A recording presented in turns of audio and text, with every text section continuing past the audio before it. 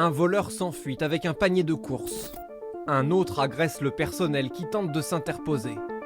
Avec l'inflation, ces scènes sont de plus en plus fréquentes au Royaume-Uni.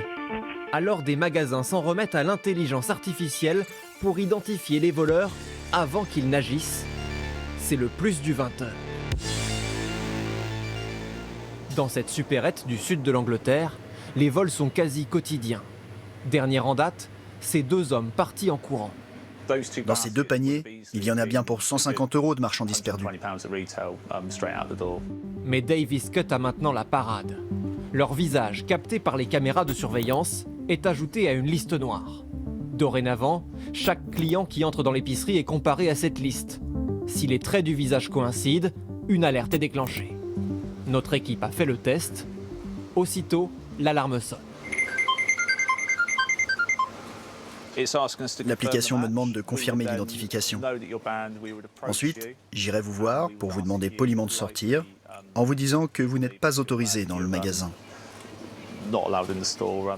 Le personnel se serait ainsi débarrassé d'une soixantaine de voleurs en 3 mois, en les empêchant de repasser à l'acte. Je me sens beaucoup plus en sécurité maintenant, surtout après avoir été victime d'un vol à main armée il y a quelques mois. L'avantage, c'est qu'il n'y a rien de personnel contre ces gens. On leur dit qu'on n'y peut rien, que c'est le système qui dit qu'ils doivent s'en aller. Dans certains cas, la base de données est même partagée avec les autres magasins du secteur. Les délinquants peuvent ainsi être bannis de plusieurs commerces pour une durée d'1 an. Les clients dont le visage est conservé quelques jours par le système sont partagés. Ça ne me dérange pas, parce que je n'ai rien à me reprocher. Mon visage n'est pas incroyable, mais qu'ils l'enregistrent si ça leur chante. Je pense que ça bénéficie à tous en ramenant les voleurs dans le droit chemin. Je n'aime pas du tout ça. La reconnaissance faciale, pour moi, c'est une violation de nos vies privées. La société qui développe ce système revendique 600 clients au Royaume-Uni, grande chaîne comme petit commerce. Tout a commencé dans cet antique bar à vin de Londres. Pour se débarrasser des pickpockets qui agissaient dans l'obscurité, Simon Gordon a passé des heures à dévisager les suspects derrière son écran. Maintenant, l'ordinateur le fait à sa place. Plus besoin d'afficher des photos près de la caisse, toutes ces choses un peu problématiques. Certains commerçants s'échangeaient des photos de suspects sur WhatsApp, hors de tout contrôle. Moi, je voulais créer une solution exemplaire.